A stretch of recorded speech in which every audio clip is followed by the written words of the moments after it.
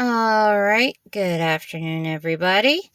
This is Murphy Lexus Mari. I am shooting my YouTube video for my EDD8500 presentation, and this is on the Humber Teaching National Hospital System Foundation, which is a group in Northern England, and they are very key in the area around Hull. So we'll do this. So, introduction. Hi viewers, this is Alexis Mari. I am doing a presentation on an observed board meeting for the EDD class 8500 in Government and Administration.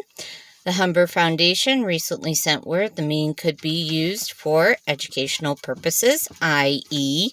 this presentation. So the original meeting took place on January 22nd of 2022 and presented a review of the budget, victories, feedback, and developmental projects of 2021. The meeting is available on the YouTube channel with comments and public viewing options. If you just put Humber Teaching NHS Foundation and look up the meeting that was loaded for January 22nd of 2022, you will be able to view it.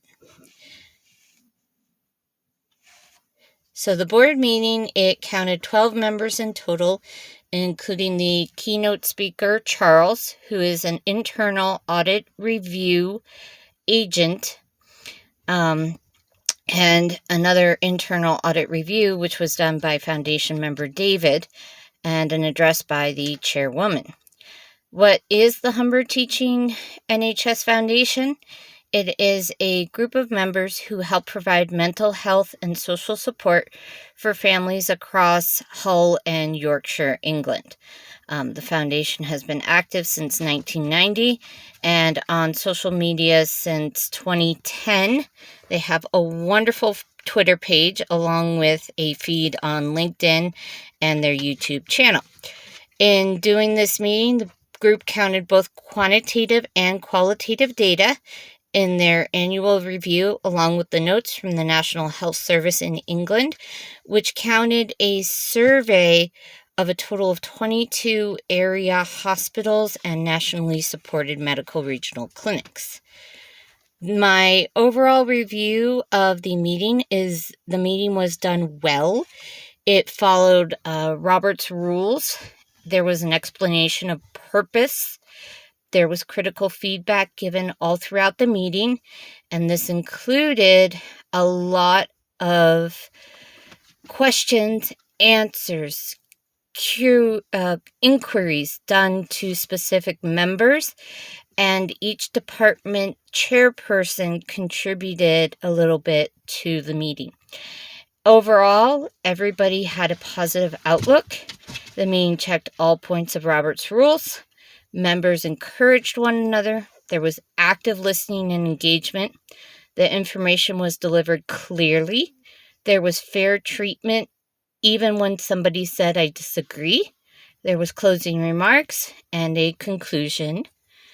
So, what is the mission of the Humber Teaching NHS Foundation? The mission is to serve a number of people in Northern England, specifically in Yorkshire, Hull, and Whitby, where the hospital is located. There's a population roster of 7,600 patients. There's a donation roll call of 16,000. That includes all board members, current and previous. And overall, they had a 93% partner response rate to the national survey, along with their internal surveys, which went through what their best moments have been and what projects and developmental programs need to be worked on. Their biggest mission lately has been using chat rooms, Zoom, telephone, social service workers, and outreach to promote healthy living. This is especially true in low-income areas of Yorkshire, the smaller villages, and areas which have a high elderly population. What they are planning to do in 2022 is stay committed to research support and maintenance of staff. That includes members who have had run-ins with COVID and all current and ongoing projects.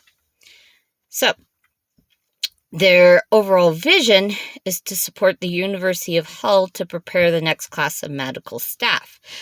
The hospital in Whitby, which is directly run by the Humbird Teaching Foundation, helps nurses, doctors, and all research programs which are currently in the National Hospital System. And what they hope to do in 2022 is to continue research in the best possible ways so all members and local residents feel well in life. What they feel they have done well recently and in the time of the pandemic is to pivot and use new methods to consider the care needed to support the pandemic cycle. This is especially true for elderly members of the population and those who are at risk. In keeping outreach to all patients, they are looking at doing more to kind of contact past and present members with the British Income and Undeserved Society, and they want to make sure that everybody's receiving the right care.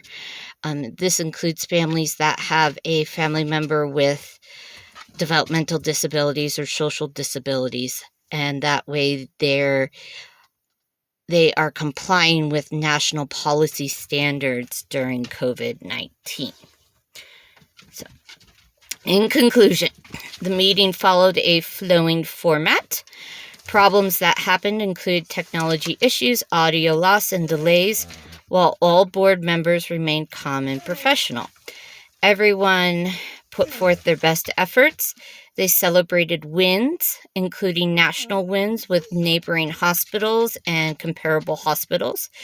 They brought new ideas to the table, including new developmental projects, which will include further use of the internet, telephone, and text to support anybody who calls in on their crisis response line.